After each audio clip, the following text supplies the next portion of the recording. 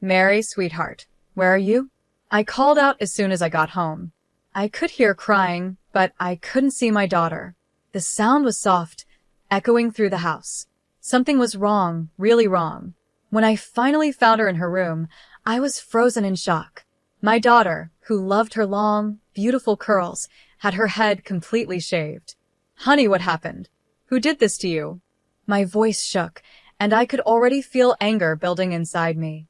Then she said something that made my blood boil. It was Grandma, Mom. Mary sobbed, her eyes red from crying. She said I looked like a troublemaker with my hair and shaved it all off by force. At that moment, I felt a mix of shock, pain, and a rage like never before.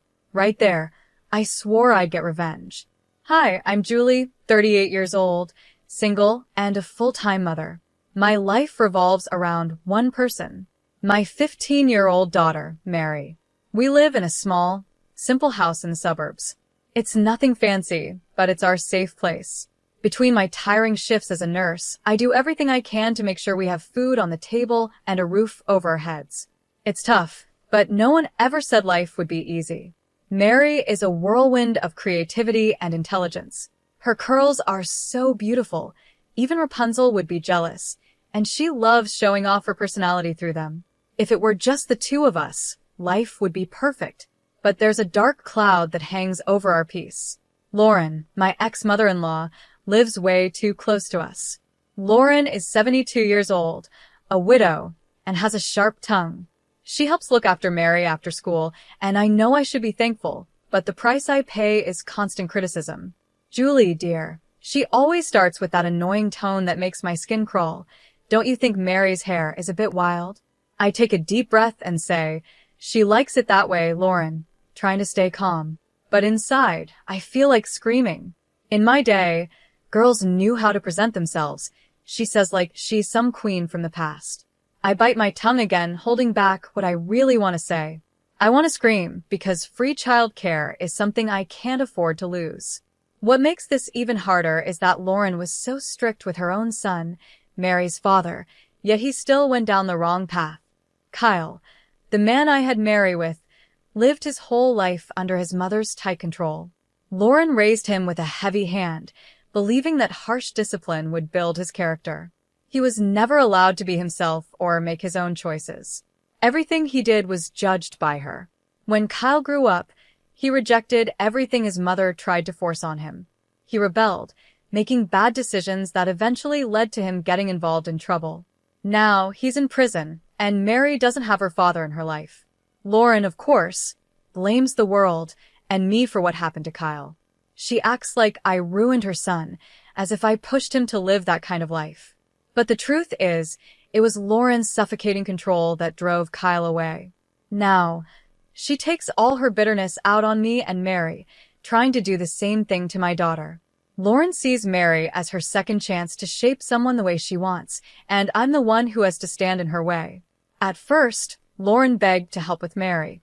She insisted that as a grandmother, she had the right to be part of her life and make up for lost time.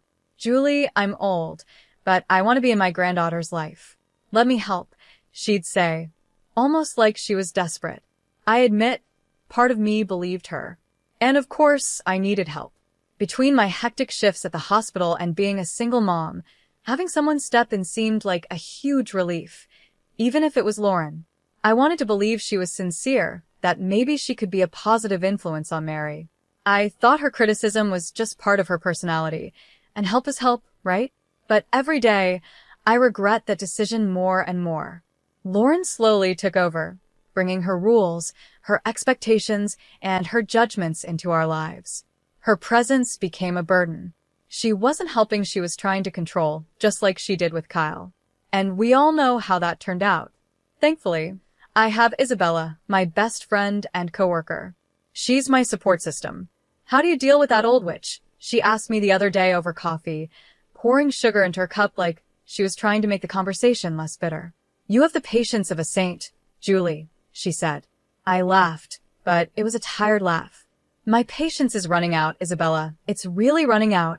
And then there's Paul, my neighbor who's always ready to help fix things around the house. Let's be real, he's a total heartthrob, and the way he looks at me, well, If I hadn't learned my lesson with Mary's father, I might consider it. But after the mess of that relationship, my new rule is simple. Keep your distance. Hey, Julie, need a hand? Paul calls from the street. Here he comes, wearing a tight shirt and flashing his easy smile. I try not to stare at his biceps as he lifts some boxes from the garage. Thanks, Paul. You're a lifesaver, I say, but in my head, I'm thinking, and a temptation I really don't need right now. But let's focus on the real drama in my life, which isn't handsome neighbors, it's the ongoing Cold War between Lauren and me. The battleground? Mary's upbringing. Mary, sit up straight. A young lady doesn't slouch. Lauren barks in the middle of dinner, like she's training my daughter for the military.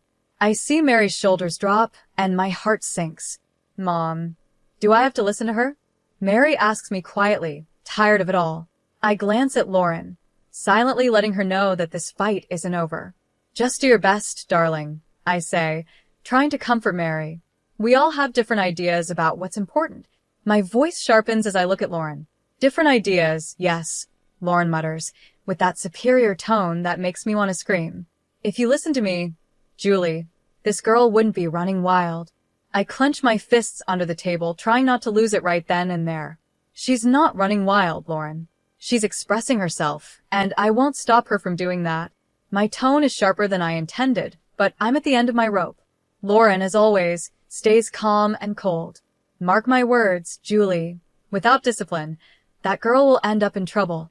I watch as Mary goes to her room, her curls bouncing. Curls I wouldn't be seeing for much longer. A shiver runs down my spine. I've been holding this situation together for so long, but something inside me is screaming that it's about to blow, and it's going to be ugly. After a long extra shift at the hospital, all I wanted was to come home, hug Mary, and forget about Lauren for a while. But as soon as I walked through the door, I felt it. Something was terribly wrong. Mary, sweetheart, I'm home. I called out, but there was no answer. The silence was thick, creeping over me like a bad feeling. It was the kind of silence that only comes right before something awful happens. I ran to her room, and when I opened the door, my heart stopped. Mary was curled up on the bed, sobbing, her whole body shaking with her tears. When she finally looked up at me, I nearly collapsed. Her beautiful curls were gone. Not a single strand of hair was left. Her head was shaved all the way to the scalp. Mom, Mary cried, running into my arms.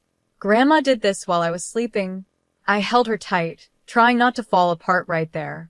My love, everything's going to be okay. We'll fix this, I whispered, but inside, I was burning with anger. My mind screamed, how dare that woman do this to my daughter? Furious, I stormed into the living room like a hurricane. Lauren was sitting there, calm as ever, acting like nothing had happened. Cool as a cucumber. My daughters, I yelled, my voice echoing through the house. What the hell have you done? I was trembling with rage, but Lauren didn't even flinch. I did what needed to be done, she replied, her voice calm, as if what she'd done was perfectly reasonable. That girl was becoming too vain and disobedient, Julie. I almost laughed at how absurd her words were. Vain? Disobedient? She's 15, Lauren. What on earth are you talking about? It's time she learned some discipline, Lauren said with her usual coldness, as if she were laying down some unarguable fact. In my day, girls who cared too much about their looks, who spent time in front of the mirror, like Mary, ended up lost. You think it's just hair, but that's how it starts. Today it's curls, tomorrow it's makeup and fancy clothes, and before you know it, she'll be pregnant and ruined. I couldn't believe what I was hearing. Pregnant? Lost? Mary is 15, Lauren. I shouted, completely stunned. Lauren kept talking like she was quoting some outdated manual from the 1948s. My body trembled with anger, my voice shaky from the hatred I was trying to hold back.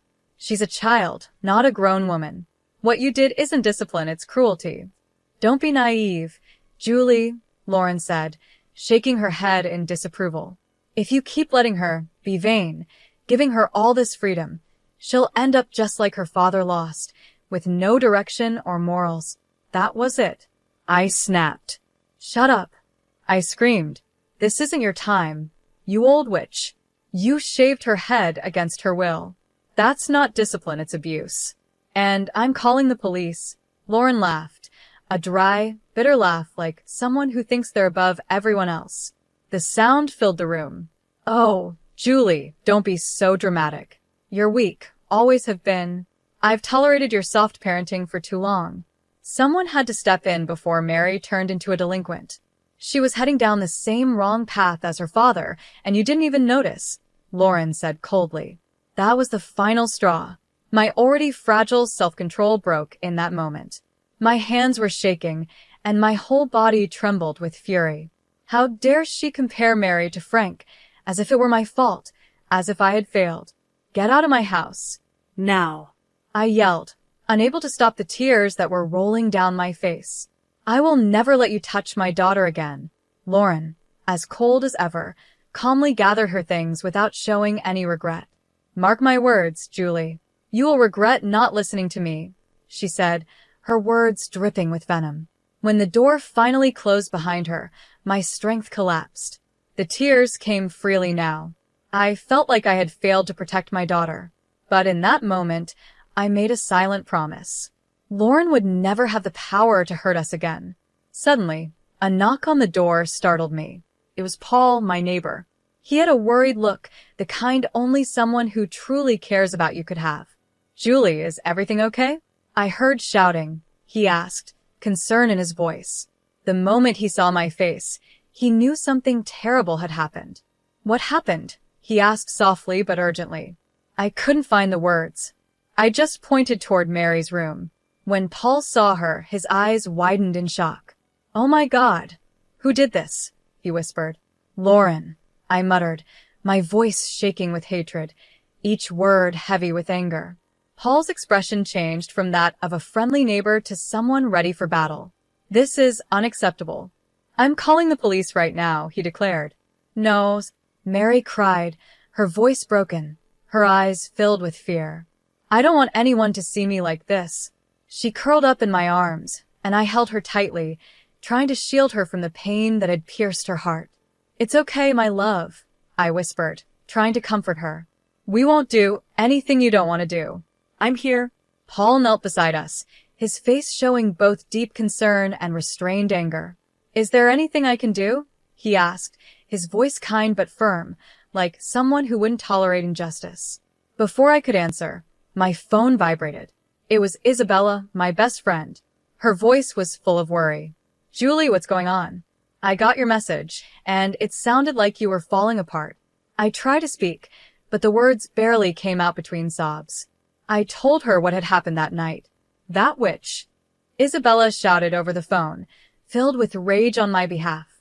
I'm coming over right now, Isabella said, and before I could even catch my breath, there was another knock at the door. In just a few minutes, she was inside, arms full of bags, looking like a hero ready for battle. Okay, here's the plan, she said with determination, pulling out tissues, hats, and fashion magazines. I brought ideas for pixie cuts and some inspiration for colored streaks. We're going to fix this right now. Mary, still heartbroken, managed a small smile as Isabella got to work. At that moment, I realized how lucky I was to have a friend like her. Isabella was always the one who knew how to solve things with a practical approach and a bit of humor. Relax. Aunt Isabella is here to save the day. And if that old witch comes back, we'll deal with her with a haircut and an axe, she joked, trying to lighten the mood. As Isabella worked on Mary's hair, making the best of what was left, Paul came closer, and I started to open up. I told him everything Lauren had done, every detail, every wound she had caused not just to Mary, but to me as well. The guilt weighed heavy in my heart. I can't believe I let that woman get so close to my daughter, I whispered. The days that followed were a blur of tears, anger, and sleepless nights. Mary refused to leave her room, let alone go back to school. I called work, pretending I was sick, but the truth was, Mary needed me, and that was all that mattered. Our first stop was the police station, but frustration hit quickly. The officer, looking completely uninterested, said, I'm sorry, ma'am, but since there was no physical harm, this is a civil matter. Physical harm? I snapped before I could control myself. Look at my daughter. How can you say there's no physical harm? But it seemed the law was on Lauren's side. The injustice was right there, and I just wanted to scream. Our second stop was a lawyer's office. He listened carefully to our story and then said, "We can definitely pursue a claim for emotional damages."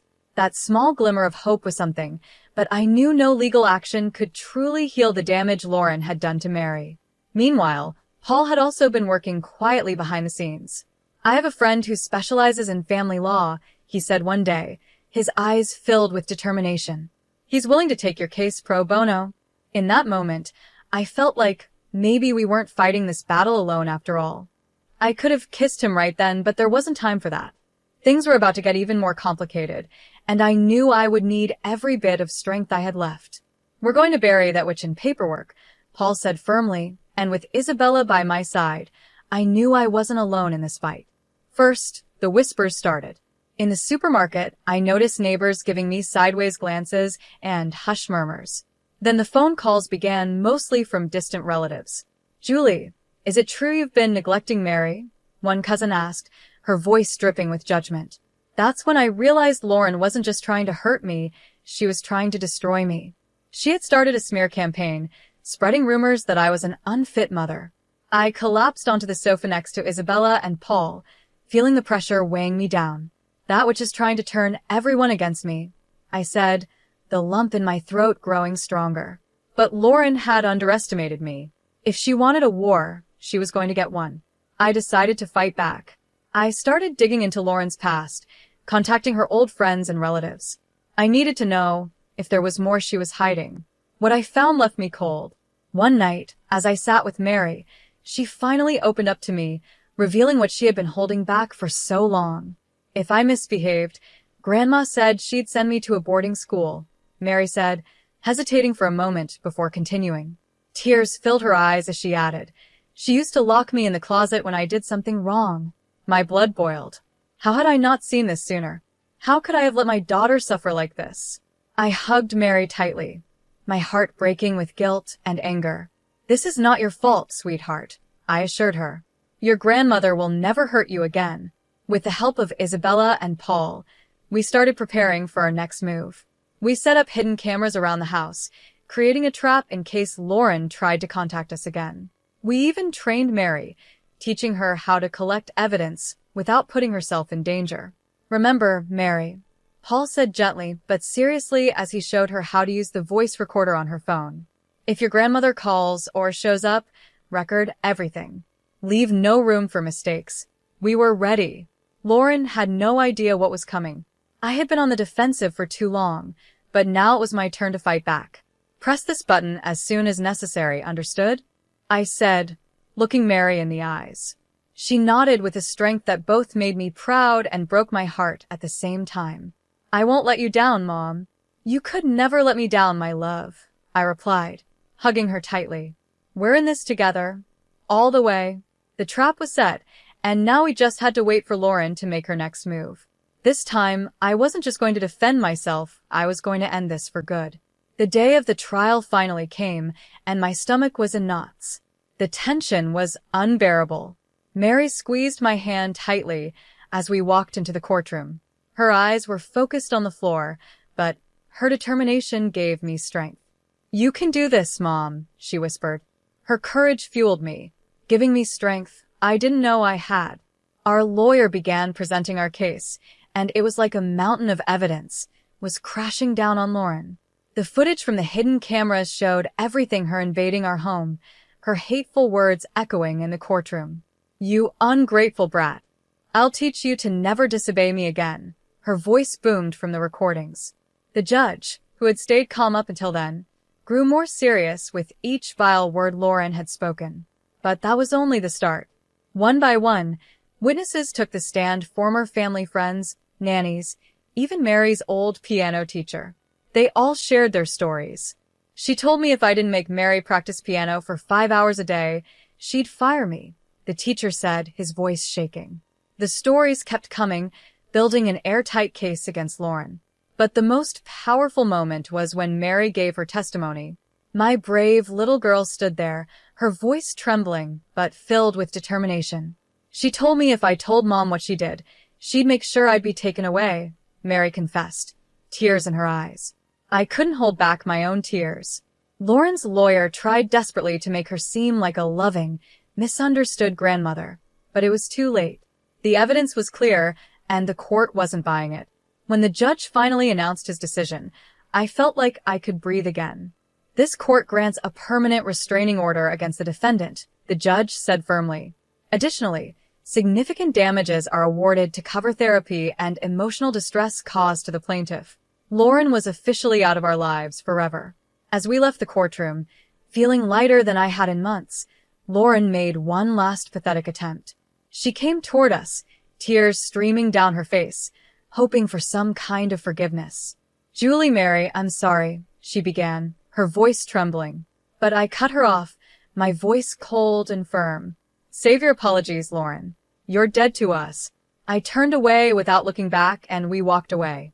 In that moment, a huge weight lifted off my shoulders. We were free. The months that followed were hard, but we got through them together. Mary started therapy, and little by little I saw my daughter come back to life. The sparkle in her eyes returned, and so did her strength. She was coming out of the shell she had been hiding in. One night, at the dinner table, with me, Isabella, Paul, and Mary, she made a surprising announcement. "I want to donate the settlement money," Mary said firmly. "I want to help other kids who've been through what I did." I smiled, proud of her strength, but as her words echoed in my mind, a plan started to form. Mary was healing, but I still carried the anger. Lauren had tried to destroy my daughter and ruin me, and I couldn't just let her get away with it. She needed to feel what we had felt. Lauren probably thought that the restraining order and enforced distance meant everything was settled, that she could finally live in peace. She had no idea the real battle was just beginning. First, I created a false sense of peace, no contact, no confrontations. I let Lauren believe we were out of her life, that the fight was over. But behind the scenes, I was preparing something bigger. I used what I knew about her life, her secrets, her mistakes. The woman who loved to criticize others had a past full of little flaws. Unpaid debts, disputes, and then there was the financial scandal tied to her late husband's money. If that came out, it would destroy her reputation. With Isabella and Paul's help, I started uncovering those secrets. The first shock came when one of Lauren's neighbors received an anonymous letter about the financial scandal. Not long after, a similar letter was sent to the condo's management office. Nothing concrete, just hints and suggestions, but enough to stir up suspicion and make her uncomfortable. Then, I reached out to an old friend of Lauren, someone she had betrayed years ago. I arranged a chance reunion, encouraging the friend to bring up stories Lauren would rather keep buried. Their already fragile relationship fell apart completely. Lauren's image started to crumble. But the final blow was the cruelest. Lauren thrived on the admiration and respect she forced on everyone around her. With the walls closing in and her reputation in ruins, she began to isolate herself.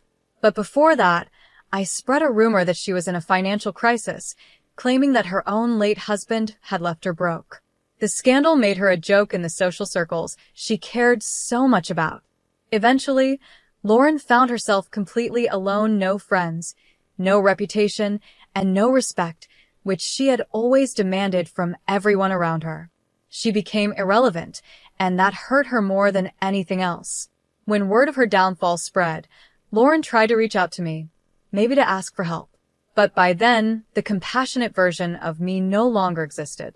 There was no vulnerable Mary to protect anymore. There was just me, watching from a distance.